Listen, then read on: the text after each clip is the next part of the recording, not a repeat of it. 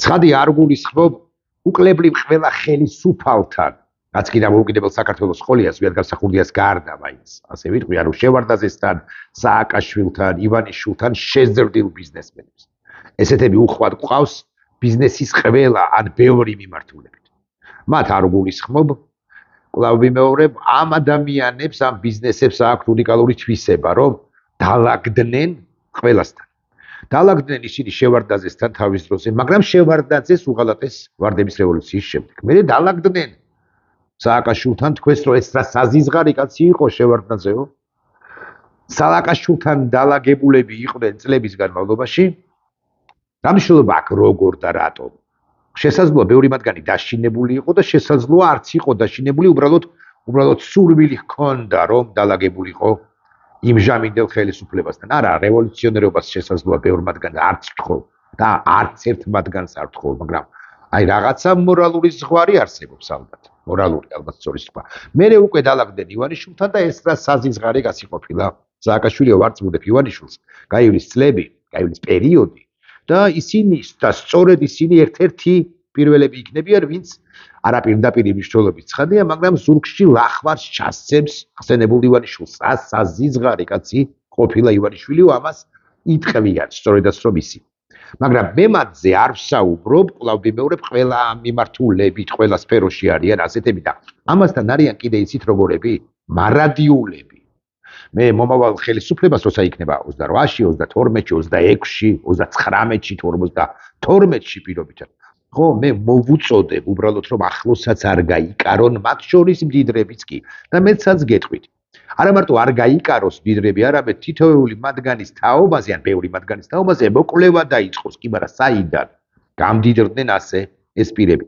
ბიზნესმენი არ არის ჯუაჩერ ბურჭულაძე, ის თავდასხმის ყოფილი მინისტრი იყო, მაგრამ აი თუნდაც სააკაშვილის პირობებში თუ პერიოდში როგორ გამდიდრდა, ასე რომ რუსთაველის გამზირზე აღარ მახსოვს რამდენი, მაგრამ თუ არ ვწდები 1000 კვადრატული მეტრი ჰქონდა მიხეილ სააკაშვილის პრეზიდენტობის თუ ხელისუფლების ბაში ყოფნის დროს. და მე მაქვს კითხვა ბარემ რაღა ჯუაჩერ ბურჭულაძეს შევეხე, მე მაქვს კითხვა კი, მაგრამ თუ ასეთი ანტიმიშისტი იყო, მიშამ 1000 კვადრატული და კიდევ რაღაც ბიზნესები და 1.200.000 და 1.700.000 ასტრონომიულ რიცხვებს ასახელებს ეს კაცი, როგორ დაუტოვა, როგორ ყველა გაყლიფა, როგორც თვითონ ამტკიცებს ქართული ოცნება და მათ შორის ბურჭულაძეს ამტკიცებდა და ამტკიცებს და აი ბურჭულაძეს კი არ შეეხო.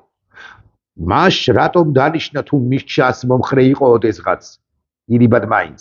ან მიშასთვის მისაღები ბიზნესმენი იყო ჯუანშერ ბურჭულაძე, რომლებიც სახლებს აკირავებდა და რომლის შვილსაც სხვათა შორის მოსკოვებში აქვს თუნდაც ბიზნესი, რაღაც რკინის საამქრო და ასევე რაღაც ერთ-ერთი ბრენდული ავტომობილების კომპანიის მეწილეა, რამდენად გავიგე არ შესაძლოა ვწდები, მოკლედ რაღაცა ამბებშია. როგორ დაალაგდა ხელისუფლება წოდებული ბანდა ქართული ოცნება სწორედაც რომ მასთან თუ ის მიშას აგენტი იყო, მიშასთან იყო თავად დალაგებული. ეს ისეთი ისტორიკული კითხვებია პრინციპში.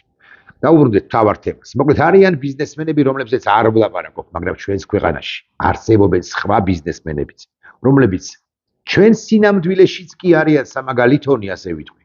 და ჩვენ სინამდვილეში რო არიან სამაგალითონი, წარმოიდგინეთ, რამდენად წარმატებულები, რამდენად კარგები, რამდენად მორალურად წელში გამართულები იქნებიან ისინი გარკვეული პერიოდის შემდეგ, როდესაც საქართველო ამ ჯოჯოხეთური რუსული ხელისუფლებისაგან განთავისუფლდება, როგორ მიეცემათ ამ ბიზნესმენებს, ამ ბიზნესის წარმომადგენლებს შესაძლებლობა, რომ თავიდან ბოლომდე გამოვავლინონ საკუთარი ნიჭი. მე აქ ქველმოქმედებას, ალტრუისტობას სულაც არ გულისხმობ. სწორედაც რომ საკუთარი ბიზნესი განავითარონ შედარებით ან უფრო სრულ კი არა, ნამდვილად სრული თავისუფლების პირობებში ნებისმიერ სფეროს ეხება ეს სხვათა შორის ნებისმიერი მიმართულებით არსებულ უთუოდ და ნამდვილად პატიოსან ბიზნესმენებს. მინდა მივესალმო ერთ ახალგაზრდა კაცს, რომელსაც მე არ ვიცნობ, რომელიც აქვეყნებს პოსტს ახლახან და თელმა საქართველოს აიტაცა ეს პოსტი და კარგიც არის, ანუ სოციალში არის ერთ პოპულარული ესე იგი რესან ქიქავას, ექსპო ჯორჯიას დირექტორის, ბიზნესმენის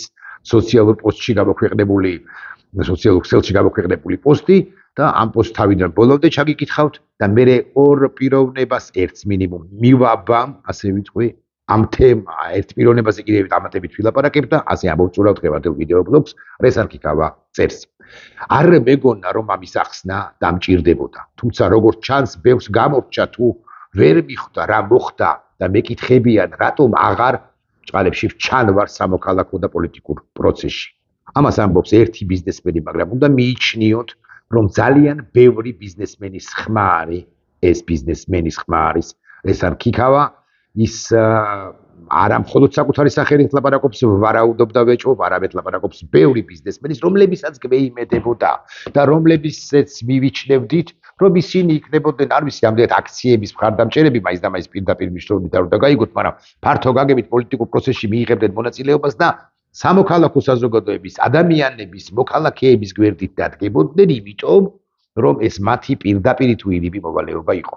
და ისინი შესანიშნავად გრძნობდნენ, ხვდებოდნენ რა ოდენ ძიმე მდგომარეობაში აღმოჩნდა ჩვენი ქვეყანა, მაგრამ მიიმალნენ ბევრი მათგანი იყო 99% მითქვი ასე, კარგი და წესიერი, მე აქ არ ვლაპარაკობ შეზრდილ ბიზნესმენებთან, არამედ წესიერი ბიზნესმენების 99-97% მიიმალა, იმიტომ და რესან ქიქავა ძალიან კარგად განმარტავს ჩემი მოსაზრებით, ამას საკუთარ თავზე ლაპარაკობს თითქოს, მაგრამ ლაპარაკობს რეალურად სხვაზე, სხვებსაც გულისხმობს, სხვებსაც გადავრცელდება რესან ქიქავას ის ტექსტი, რომელსაც ახლა მე დამატებით და კიდევ ერთხელ ბოლომდე გაგაცნობთ.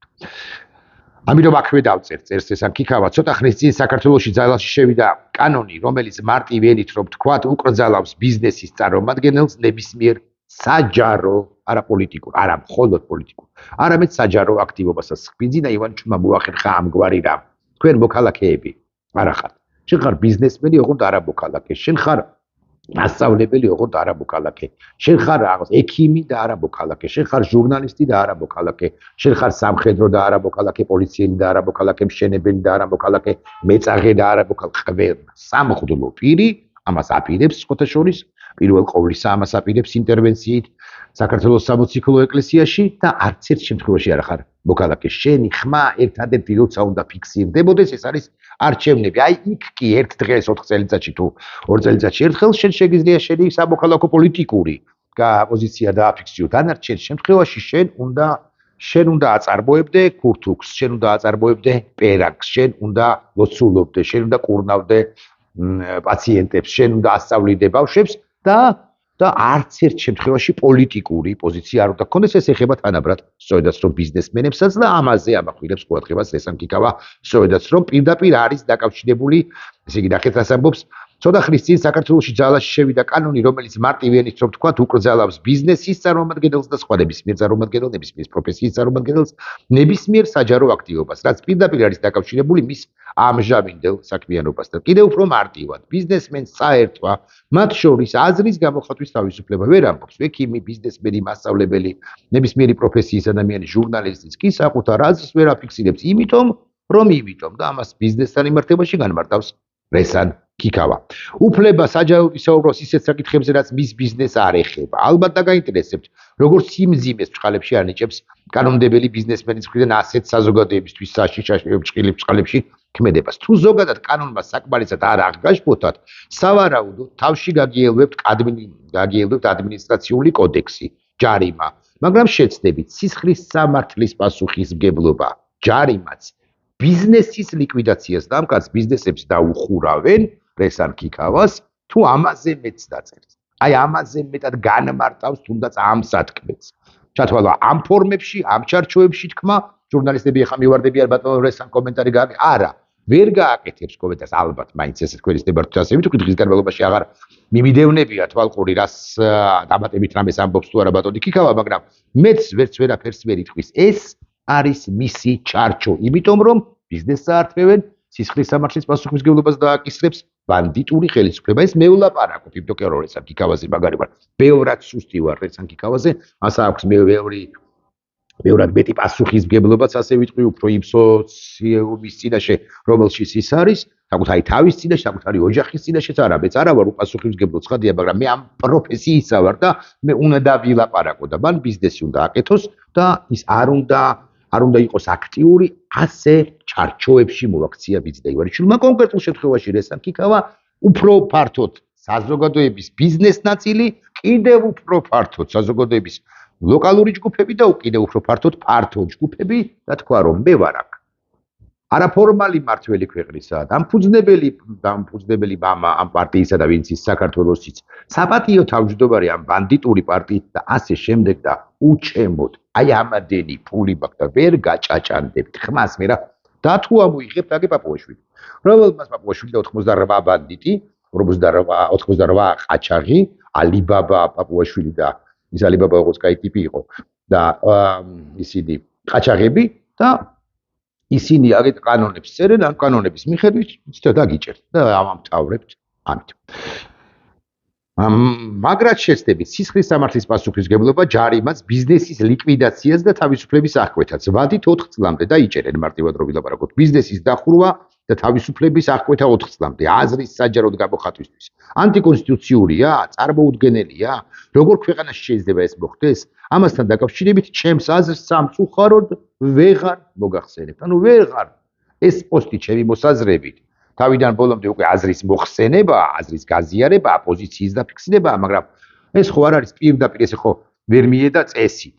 მამუკა მდინარაძის მიერ გაკონტროლებული სამართალდამცავი ვერ მიედავება წესით ამ პოსტის გამო, თუმცა შუბლზე ძარღვი რო აქვს გაწყვეტილი დე-ფაქტო ხელისუფლებას ესეც ფაქტია.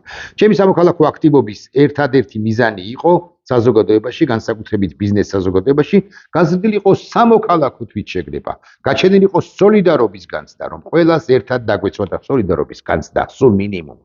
ხომ გასაჩენია, იმიტომ რომ უამრავ ადამიანს უჭირს. აი ამ ახალგაზრდა კაცმა ახლა რომ მიიღოს გადაწყვეტილება საკუთარი ჯიბიდან დააფინანსოს ამ იშვიათი დაავადების მქონე ბავშვები, ამასაც კი, ამის უფლებასაც კი არ მისცემენ, იმიტომ რომ იტყვიან რომ ეს არის იცით რა პოლიტიკაში ჩარევა თქვენ ერევი ჯანდაცვის პოლიტიკაში და თქვენ ამის უფლება არ გაქვთ და 4 წლით გაგიშვებთ საპატიმროში. თუ ვინმეს გონია რომ მე ვუტრირებ, ძალიან მწარედ ხდება ბიზნესამ ამგვარი ქვეყანა ჩამოვაყალიბე. მოკლედ, მე თავიდან ბოლომდე შემიძლია რა საკვირველია თან ბევრი არ დარჩა. აი მაგალითად უყურეთ ერთ-ერთი პასაჟი. ბევრმა მომისმინა გაიაზრდა ჩემი ხედვა და მხარი დამიჭირა, რისთვისაც მადლობელი ვარ. იყვნენ ისეთებიც, ვინც მიმტკიცებდა, რომ ბიზნესმენმა და ბიზნესს უნდა მიხედოს და საზოგადოებრივი სამოქალაქო პოლიტიკური ცხოვრება მისი საქმე არ არის. ამ ქვეყნის შვილობის და საქართველოს გაუმარჯოს სენტიმენტებს თავი რომ დავანებოთ, როცა გადასახადებს იხდი პოლიტიკური გადაწყვეტილებების უმრავლესობა შენს ბიზნესზე პირდაპირ თუ ირიბად აისახება. ქალაქის ჰაერს სუნთქავ, აქვე საკვებს მიირთმევ, სახელმწიფო სერვისებით და ინფრასტრუქტურით სარგებლობ. შენი თანამშრომლები, მომხმარებლები, პარტნიორები, შენი ოჯახის წევრები, მეგობრები, ნაცნობი მეზობლები ამ სივრცეში არიან. ამ განათლებით ჯანდაცვით სარგებლობენ, ეს არაფერი არ გეხება? კითხვის ნიშანი კეთილი, არ მინდა ვინმეს ქმედება თუ მოქმედობა განსაჯო, ყველას თავისი ცხოვრება აქვს, საზრუნავი და გადაწყვეტილებები. მე ყოველთვის ვცდილობდი და ვეცდები ვაკეთო ის, რაც მე მიმაჩნია სწორად, ამას ამბობს რესან ქიქავა, სოციალურ ქსელში წევს ექსპორტ ჯორჯიას ხელმძღვანელი. მე აქვე მინდა პატივისცემა დაუდასტურო ბატონ რესანს. აქვე მინდა დაუდასტურო პატივისცემა ექსპორტ ჯორჯიას დამფუძნებელს. ქართულ საზოგადოებისათვისაც ვიტყვი ვინ არის, მაგრამ არ აქვს ამას პრინციპული მნიშვნელობა. ახლა მოკლედ კახა გველესიანს. მე მინდა დაუდასტურო პატივისცემა ადამიანებს, რომლებიც თავისუფლებისთვის იბრძვიან სხვადასხვა ფორმით. ესეც ბრძოლაა, ჩემო კარგო.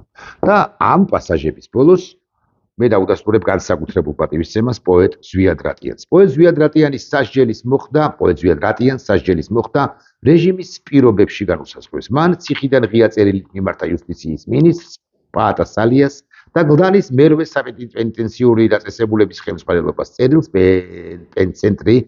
საქართველოს პენცენტრი ავრცელებს. მე ისედაც დაპატიმრების პირველივე დღიდან ფაქტობრივად დახურული წესით ვიხდი სასჯელს. მეტიც 6 თვე სრულდება, რაც საერთოდაც სამარტო სამკანში ვიმყოფები. აქვე დავაზუსტებ, რომ ეს ჩემივე სურვილი იყო. არც არასოდეს გამომითქვამს ღია სივრცეში გადასვლის და სხვა პატიმრებში გადააღარევის სურვილი. ღია კარის წვევა გამიგია, მაგრამ დახურულის დახურვა რა ფენომენია აღარ ვიცი. როგორც ჩანს, დეპარტამენტის მიზანი ჩემი ისედაც შეზღუდული პაემანების კიდევ უფრო მეტად შეზღუდვა და ეს იყო და ეს არც არის გასაკვირი, რადგან ჩემდამი მათი მტრული დამოკიდებულება გამოგიწყდებით არ არის ცალმხრივი. მაგრამ საშიშროების მომეტებული რისკი რაღა იყო? ეგაა საკითხავი, ანუ ხო ეს ხო დატოვეს ზვიადი გადაწყვეტილება ამგვარია რომ სამართლოს საკანში იყოს საერთოდ არ ქონდეს გარე სამყაროსთან არანაირი შეხება და ასაბუთა ეს პატასალიას უწყება ზოგადად სახელმწიფომ საშიშროების მომატებული რისკით ხო თანასაკნელები ისედაც არ მყავს ციხის იმ თანამშრომლებთან ვისთანაც მიწევდა და მიწევს ურთიერთობა არათუ კონფლიქტი მცირედი გაუგებრობას კი არასოდეს მქონია მოკლედ ყოველთვის შეიძლებოდა ჩემი პატიმრობის პრობლემები და ასე შემდეგ ამხანაგო მინისტრო რისკები დაიდოს ნათქვამია ღია წერილში მოკლედ მარტივად რო ვილაპარაკოთ მე მივესალმები ზვიად რატიანს რომელიც 23 ივნისის შემდეგ პატიმარია და ამჟამად სასჯელს გლდანის მერვე პენიტენციურ დაწესებულებაში იხდის. თავისუფლების აღკვეთის პირობები მას განესაზღვრა ის სასჯელს მკაცრი რეჟიმის პირობებში მოიხდის. გაივლის წლები, მე მინდა დაგარწმუნოთ და რესან ქიქავა იქნება ეს ხო მეშლება გვარი ბოდის ვიხდი. რესან ქიქავა. ზვიად რატიანი და თავისუფლებისთვის მებრძოლი ამათ ვინფორმით საპატიმროში მოხვედრილები და არ მოხვედრილები, ჯერ არ მოხვედრილები თუ გნებავთ ასე ვიტყვი ისტორიის მიერ უთუოდ გამართლდებიან. ეს მინდა დაბეჯითებით აღმუთქვა ბიძინა ივანიშვილს. და მოუკიდებლად იმისა, რომელი მათგანი იქნება ცოცხალი და რომელი მათგანი იქნება მიწაში ჩვენ ყველანი მიწის შვილები ვართო, ჩვენც მოგვაყრიან მიწას და საქართველოს დე ფაქტო ხელისუფლების რომელიმე ჯალათსაც, პირდაპირ ჯალათი არც ერთი მათგანი არ არის, ირიბ ჯალათსაც. მაგრამ იმ მიწაში ასე ხატოვნად და ცოტა პოეტურად რომ გითხრათ, ის მიწაში ბევრი იქნებიან ჭიები, რომლებიც შეჭამენ ზოგიერთი ჩვენგანის სხეულს, გახცნილ სხეულს. ხოლო ბევრი ჩვენგანი კი ისტორიაში გადარჩება, თორე ისე საბოლოო ჯამში ყველანი მართლაც მივიცვლებით და განვუტევებთ სულს. ეს პოეტური წიაღსვლა, არც თუ ნიჭიერი ეგრე მაგის პასუხია, უნდა მომიტევოთ.